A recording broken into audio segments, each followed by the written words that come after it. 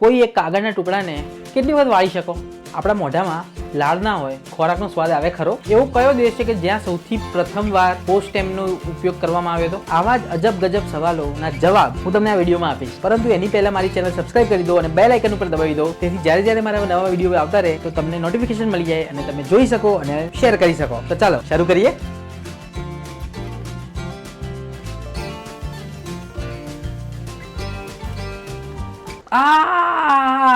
આ હું રાડ પાડીશ ને તો તમને સંભળાશે, મને સંભળાશે, આજુબાજુ બધાને સંભળાશે. પણ તમે સ્પેસમાં જાઓ, અવકાશમાં જાઓ, તો તમે વિચાર્યું તમે બૂમ પાડી શકો કે નહીં?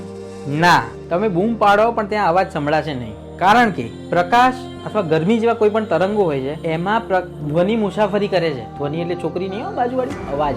અને એમાંથી ધ્વનિને પસાર થવા માટે અણુ અથવા બીજું કંઈક એની જોડે હોવું જોઈએ. અને પૃથ્વી ઉપર ધ્વનિ છે એ હવાના અણુઓને પોતાની સાથે લઈને તમારા કાન સુધી પહોંચાડે છે. અને અવકાશમાં, અવકાશ એટલે પૃથ્વીની નજીક નહીં પણ જે ઊંડું અવકાશ છે, બહુ જ ખાલી જગ્યા છે, ત્યાં ધ્વનિને કંપન કરવા માટે કોઈ અણુ છે જ નહીં. એટલે અવકાશ, કે જેને અંગ્રેજીમાં સ્પેસ કહીએ છીએ, ત્યાં અવાજ જ નથી. જે બહુ બોલબોલ કરતા હોય ને મોકલી દો અવકાશમાં, બોબડા. પણ જોરદાર વાત છે ને. એવી કઈ રમત છે કે જે શરૂઆતના સમયમાં હાથથી રમવામાં આવતી હતી પણ અત્યારે નહીં? મગજ દોડાવો, હું કહું તમને. ટેનિસ. અત્યારે એને રેકેટથી રમવામાં આવે છે, પણ જ્યારે શરૂ થઈ ત્યારે એને હાથથી રમવામાં આવતી હતી. ઇતિહાસકારોના મતે ટેનિસ પ્રથમ વખત 12મી સદીમાં રમવામાં આવ્યું હતું ફ્રાન્સમાં. અને તે સમયથી ટેનિસ એવી એક રમત રહી છે કે જ્યાં બોલને આગળ અને પાછળ બંને બાજુ હિટ કરવામાં આવે છે. શરૂઆતમાં આ રમત ખુલ્લા હાથથી રમવામાં આવતી હતી. એ લોકો બોલ આવે એટલે જેમ ચમાટો મારો ને એવી રીતે દે કરીને રમતા હતા. મને લાગે છે વાગતું હશે ને એટલે જેકેટ લાયા. જોરદાર વસ્તુ કહેવાય. અજબ ગજબ. સાત, તમે એક કાગળ લો, હાલ જ લો, પણ એને તમે મેક્સિમમ કેટલી વખત વાળી શકો છો? ચેક કરો ફટાફટ. કરો. કોઈ પણ કાગળના ટુકડાને 7 વખત વધુમાં વધુ વાળી શકો છો. 8મી વખત વાળી બતાવો. ફોલ્ડિંગ પેપરમાં એક સમસ્યા એવી છે કે જ્યારે એને વાળો છો ત્યારે એનું ક્ષેત્રફળ અડધાથી વધારે ઘટાડે છે. કેમ કે તમે વાળો છો જ્યારે તો એ અડધું તો વાળવામાં જ જતું રહે છે. જ્યારે એને વધારે ફોલ્ડ કરતા જાઓ છો ત્યારે 1-2 વખત કરો તો નહીં થાય, પણ પછી એ રીતે વધતું જ જશે. કાગળની એક શીટને તો તમે આરામથી ફાડી શકશો, પરંતુ ઘનતામાં વધારો થતો જાય જેમ જેમ તમે વાળતા જાઓ એમ. અને એ ઘનતાના લીધે એ કાગળ ખૂબ જ મજબૂત બનતો જાય છે. તમે એને ફાડી બી નહીં શકતા અને 7 વખતથી વધારે વાળી પણ નથી શકતા. પણ આ પ્રિન્ટરના કાગળ વિશે વાત થઈ. પણ જો કાગળની સાઈઝ અને એની જાડાઈમાં ફેર આવે તો સ્વાભાવિકપણે એને વધુ વખત વાળી શકાય. એક સંખ્યા પછી તો તમે કોઈ પણ કાગળને વાળી જ નહીં શકો.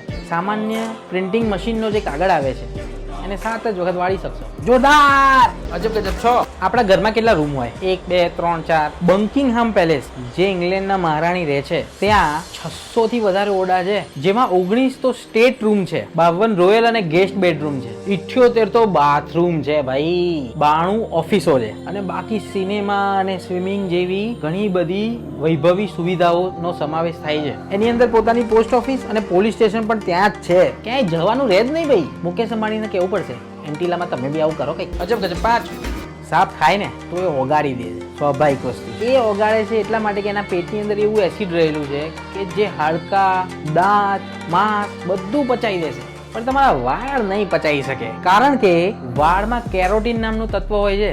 આ એ જ પદાર્થ છે કે જે નખ અને શિંગડા બને છે પ્રાણીઓના. અને આ કેરોટીનના જ ગુણ છે કે જેના લીધે વાળ અજીર્ણ બને છે, એટલે મજબૂત. અને કેરાટીન સંપૂર્ણપણે ગરમ પાણીમાં અથવા ઠંડા પાણીમાં અદ્રાવ્ય છે, અને એ ગરમ પાણીમાં નાખશો તો બી એમાં કોઈ જાતનું ભંગાણ પડશે નહીં. વાળ જેમ છે ને એમ રહેશે. વિડીયો પૂરો થાય એટલે ડોલમાં ગરમ પાણીમાં વાળ નાખીને જુઓ તો ખબર પડી જશે.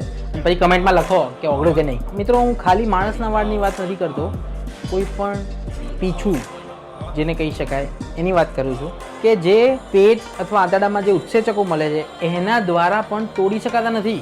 આ ઉત્સેચકો પ્રોટીનને તોડી નાખે છે, પ્રોટીનના જે પરમાણુ હોય છે એને તોડી નાખે છે, પણ વાળને નહીં. જોરદાર. અજબ ગજબ. 4, માંસાહારી લોકો સ્નેલ ખાતા હશે. આપણે જેને ગુજરાતીમાં ગુક્કળ ગાય કહીએ છીએ. કેટલી ખવાતી હશે બોલો? અમેરિકામાં લગભગ 1 અબજથી વધારે, એટલે 100 કરોડથી વધારે એક વર્ષમાં ગુકળગાયો ખાય છે લોકો. અને આ બલિદાનનું કારણ એ છે કે એમાં પ્રોટીનનું પ્રમાણ વધારે હોય છે અને ચરબી ઓછી હોય છે. પણ જો એને માખણ વિના રાંધવામાં આવે ને તો જ આવું થાય, નહીં તો ચરબી વધી જાય માખણ નાખો તો. એવો અંદાજો છે કે એક કુકડકાની રસોઈની વાનગી છે એસ્કારગોટ કરીને છે. એમાં 15% પ્રોટીન છે અને 2.4% ચરબી આવે છે અને 80% તો પાણી જ હોય છે અને સ્વાસ્થ્ય માટે તંદુરસ્ત ગણાય છે એવું માંસાહારી લોકો કહે છે. પણ શરીર ઓછું કરવા શાકાહારી તો માંસાહારી ના થઈ જતા કોઈ મારશો નહીં બાપા. અજબ ગજબ 3.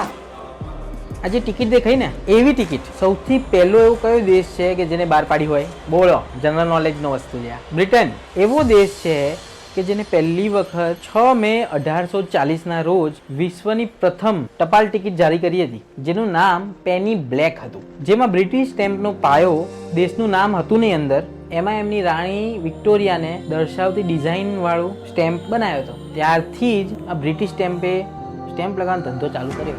અજબ ગજબ. 2. આપણે જમવા બેસીએ એટલે કેવું મસ્ત સ્વાદ લઈને ખાતા આવીએ છીએ કે તમે જાણો છો કે લાડ ના હોય તો તમે સ્વાદ લઈ જ નહીં શકો. તમારા ખોરાકને લાડમાં ઓગાળ્યા વિના તમારી જીભ ઉપર રિસેપ્ટર્સ ખોરાકના અણુને શોધી જ નથી શકતા. અને આવું એટલા માટે થાય છે કે તમારી લાડમાં જે ઉત્સેચકો હોય છે એ ખોરાકની રચનાને તોડી નાખે છે અને ખોરાકના પરમાણુને મુક્ત કરે છે. બધું છૂટું પડે છે અંદરથી એટલે. અને આ પરમાણુઓ સ્વાદને છૂટો કરે છે અને રિસેપ્ટર સ્વાદ લે છે અને આ રિસેપ્ટર દરેક સ્વાદને ઓળખતા હોય છે અને તમારા મગજમાં મોકલે છે સંકેતો, જેથી તમે જાણતા હશો કે તમે ખાઈ રહ્યા છો તો મીઠું, તીખું, ગળ્યું છે કે નહીં એ આપણને ખબર પડે છે. ગજબ. સાપ આંખો ઝબકાવે. ઘણા તો એવું કહે છે કે સાપને આંખો હોતી જ નથી, પણ ના ભાઈ એવું નથી.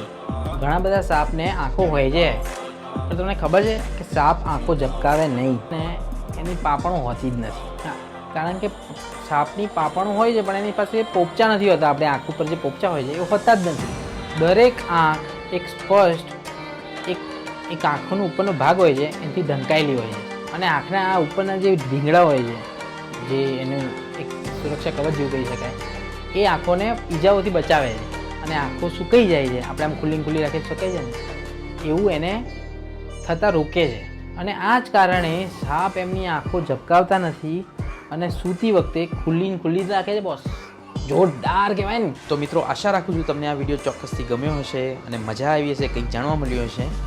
આવા જ વિડીયો તમારા માટે લાવતો રહીશ. મારી ચેનલ સબસ્ક્રાઈબ કરો, બેલ આઇકન પર ક્લિક કરી લો ફટાફટ, જેથી જ્યારે બી હું વિડીયો મૂકું તો તમને નવા વિડીયો એ નોટિફિકેશન મળતી રહે અને તમે તરત જ જોઈ શકો છો. આવજો.